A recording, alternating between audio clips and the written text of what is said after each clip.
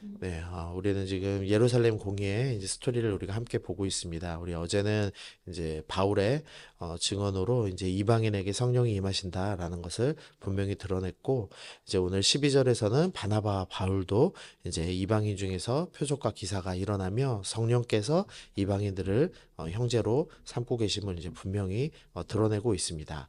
이제 그리고 나서 이 지금 예루살렘 공의의 이제 의장격인 이 예수님의 동생이었던 야고보가 나와서 이제 그 내용들을 정리하고 또 이제 자기가 제안을 하나 하고 있는데요. 먼저는 이제 15절부터 17절에서 이 선지자들의 말씀이 이와 일치하도다라고 하면서 지금 이 이방인들이 교회로 들어오는 것이 그냥 갑자기 일어나는 일이 아니라 이것 또한 구약에서 하나님이 처음부터 미리 우리 가운데 말씀해 주신 것입니다라는 것을 설명을 합니다. 그러면서 16절과 17절에서 이제 다윗의 무너진 장막을 다시 일으키실 때 17절 보시면 그 남은 사람들과 내 이름으로 일컬음을 받는 모든 이방인들이 다 주님께로, 그래서 이 다윗의 장막 안에 포함될 것이다. 그러니까 하나님의 백성이 포함될 것이다라고 하는 아모스 9장 11절 12절 말씀이 있습니다. 근데 이 말씀을 인용하면서 우리가 이해하지 못하고 있었는데 하나님께서는 처음부터 이방인을 주의 백성으로 인정하고 계셨습니다라는 것을 이제 야고보가 드러내주고 있습니다.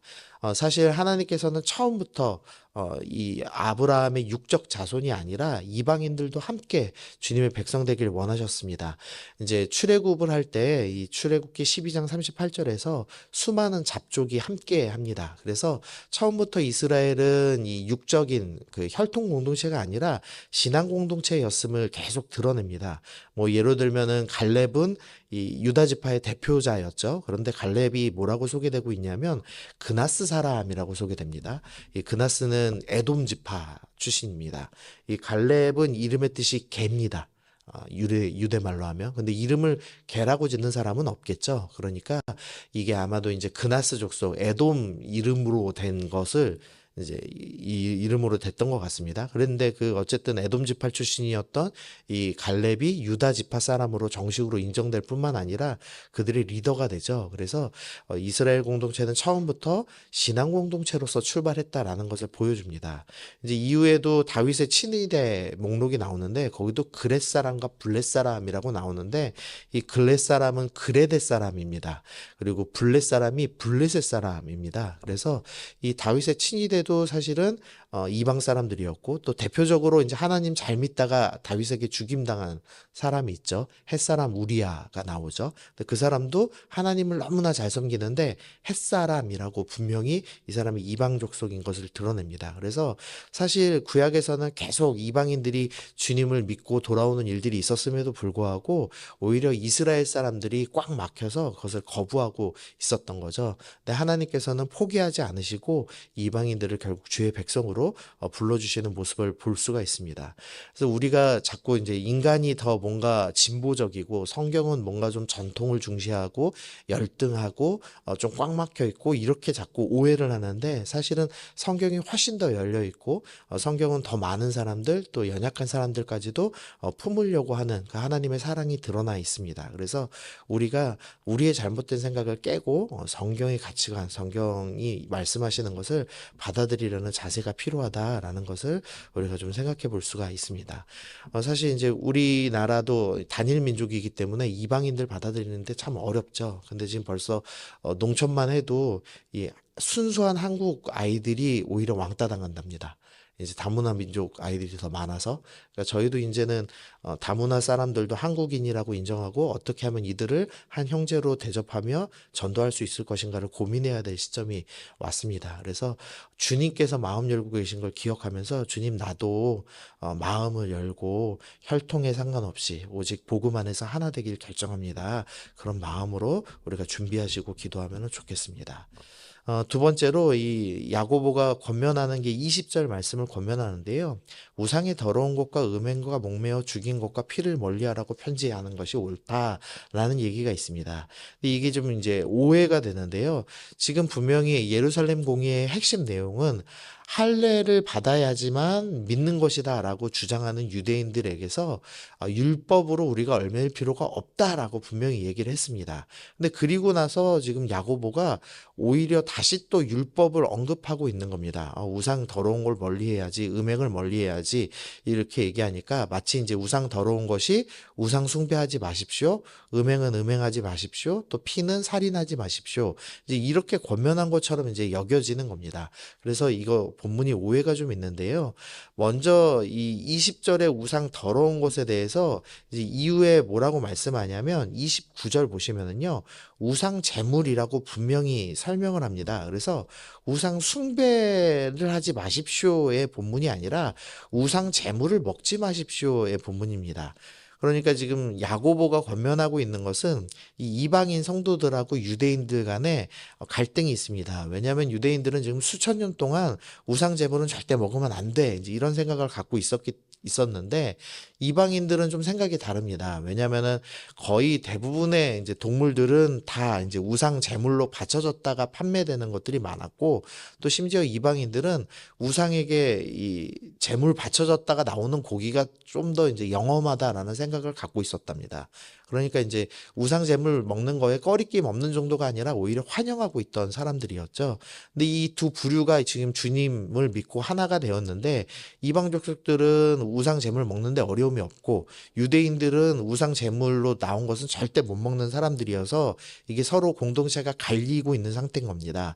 그래서 이제 이 야고보가 너희가 유대인 신자들하고 함께 하려면 이방 신자들이 유대인들을 좀 배려해 주십시오 하면서 이 네 가지를 지금 설명을 하고 있는 겁니다.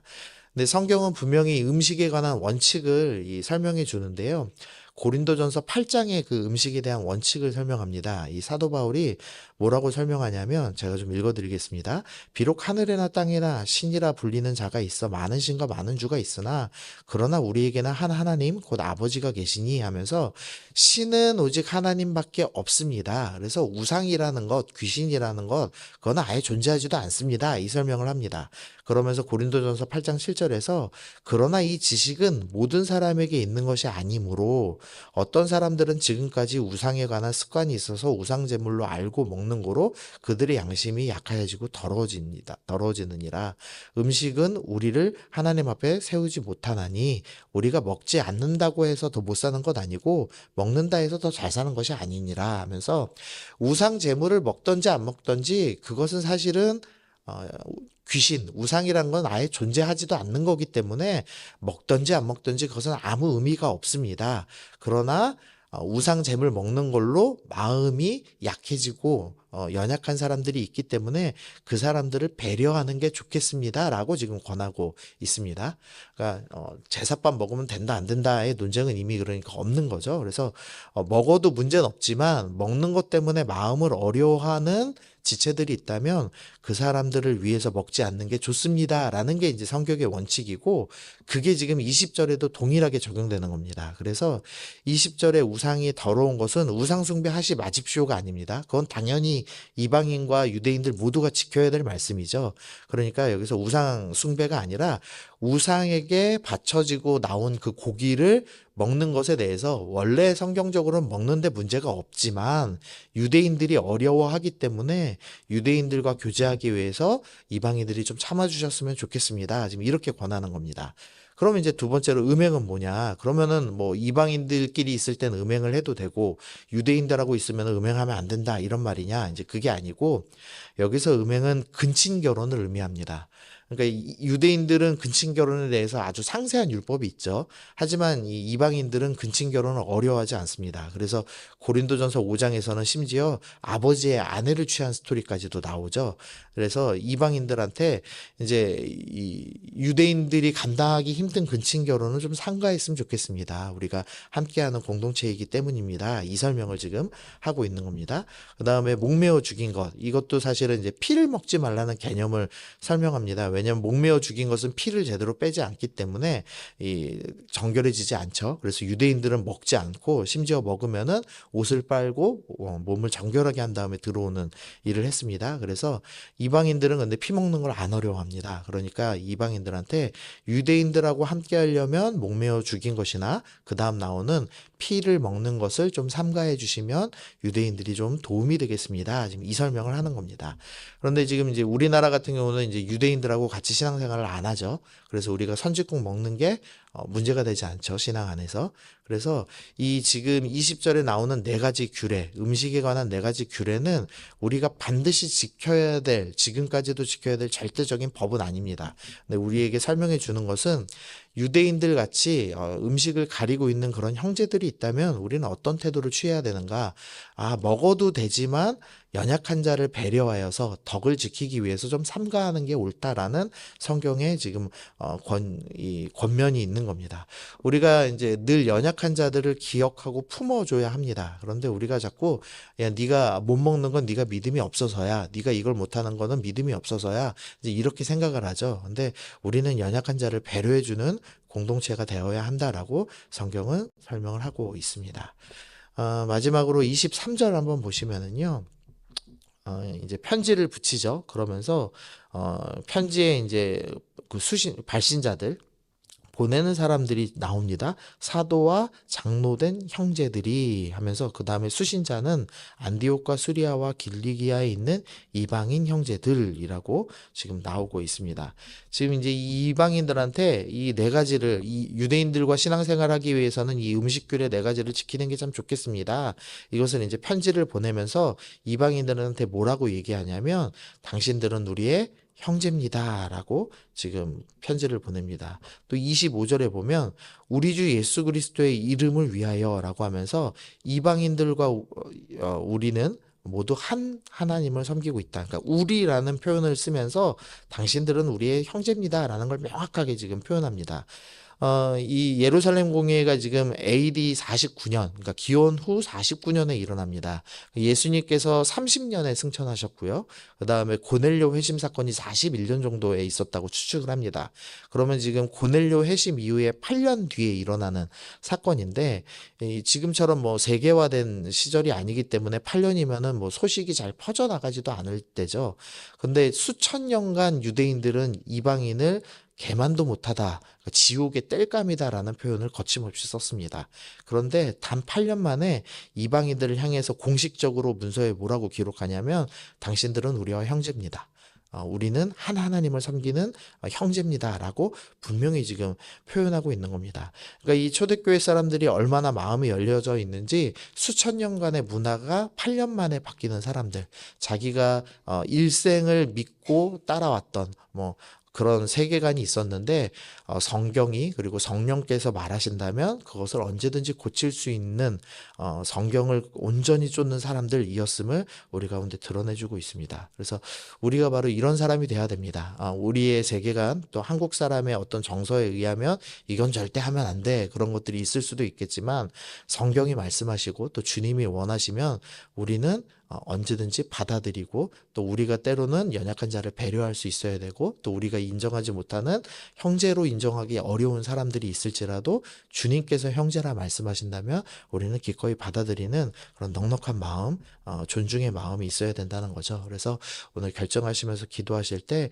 주님, 내가 주님께서 형제라 부르신다면, 주님께서 자녀라 부르신다면 나의 편견을 내려놓고 누구든지 형제로 인정하고 받아들이겠습니다. 그리고 때로는 연약하고 율법이나 여러 문제에 예민한 사람들이 있다라면 오히려 내가 그 사람들을 배려하는 넉넉한 마음을 갖겠습니다. 그래서 내가 성경과 나의 세계관이 충돌할 때 온전히 성경을 따르는 그런 믿음의 사람이 되길 원합니다. 또 우리 교회를 위해서 좀 기도하시면서, 특별히 다문화 사회가 이제 다가오고 있는데 우리 교회가 다문화도 넉넉히 품을 수 있게 하여 주옵소서. 우리가 혈통이나 피부색과 상관없이 우리가 어떤 자든지 복음 없는 자들에게 복음 전하는 것을 기뻐하는 그런 공동체, 그런 초대교회와 같은 공동체가 되게 하여 주옵소서. 우리 그렇게 기도하면서 오늘 나가시면 좋겠습니다.